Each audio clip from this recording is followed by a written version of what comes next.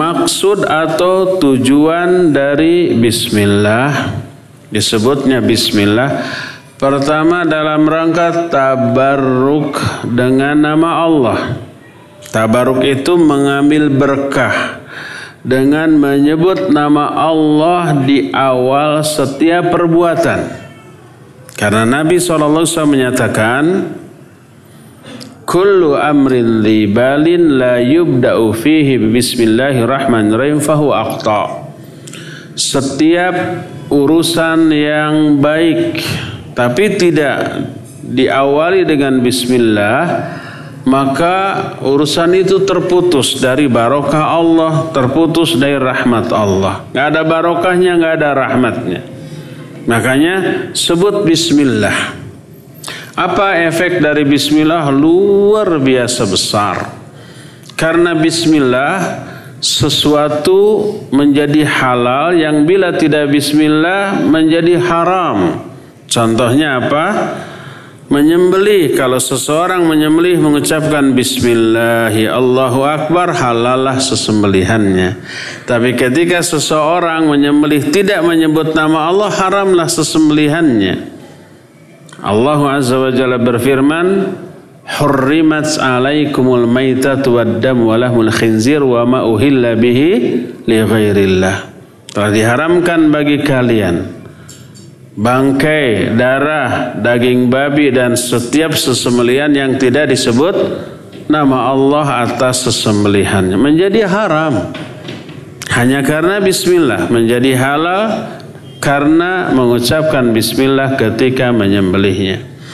Ketika seseorang akan makan atau minum, itu setan yang selalu mendampingi itu sibuk mempersiapkan diri ikut makan dan ikut minum.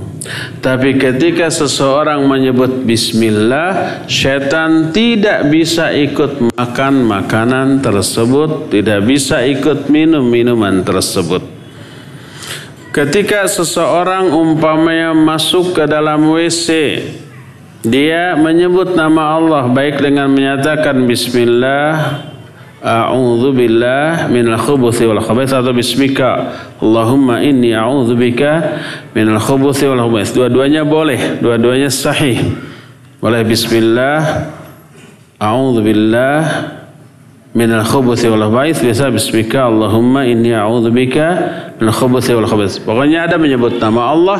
Maka ketika di dalam WC, walaupun kita membuka seluruh pakaian kita, tapi aurat kita tertutup dari pandangan setan bangsa jin yang ada di sana. Ketika seseorang pergi keluar rumah, setan dan pasukannya itu siap menggoda, siap beraksi menyesatkan orang ini selama di perjalanannya biar terjerumus ke dalam maksiat. Tapi ketika orang tersebut berangkat keluar rumah dengan menyebut bismillahi tawakkaltu ala Allah la haula wala quwata illa billah, disebut nama Allah, maka setan orang itu akan dilindungi, diberi kecukupan dan dijaga. Berkata setan, apa yang bisa kita lakukan kepada orang yang sudah dijaga, dicukupi dan diberikan perlindungan? Nggak bisa apa-apa. Ketika seseorang masuk ke dalam rumah, lalu dia membuka pintu rumah dan mengucapkan nama Allah bismillah, lalu salam ke orang yang ada di dalamnya, berkata syaitan, la mabita lakum hadhil lailah, tidak ada tempat bermalam bagi kalian di tempat ini malam ini. Itu perkataan syaitan kepada anak buahnya. Mereka keluar mencari rumah lain yang tidak disebut nama Allah ketika orang memasuki rumah itu. Dan seterusnya ya.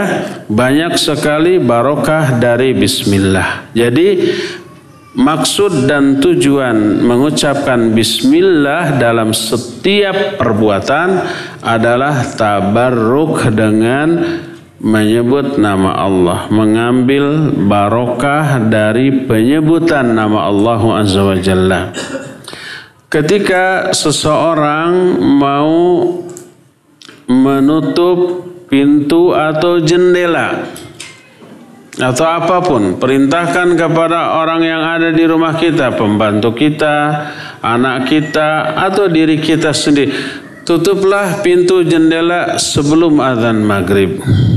Dan sebut nama Allah ketika menutupnya. Baik itu penako, jendela, ataupun gordeng, ataupun apapun, sebut nama Allah, maka syaitan tidak bisa masuk ke dalamnya. Dan ketika seseorang menutupi makanan di malam hari, ditutup dengan penutup wadah, tudung saji, atau dulu kirbah itu alat penyimpan air, kemudian kirbahnya ditutup, dicocokkan gitu, maka sebut nama Allah, maka syaitan tidak bisa memakan makanan itu dan tidak bisa meminum minuman tersebut. Walhasil setiap perbuatan, pekerjaan atau apapun yang diawali dengan menyebut nama Allah, maka itu menjadi barokah.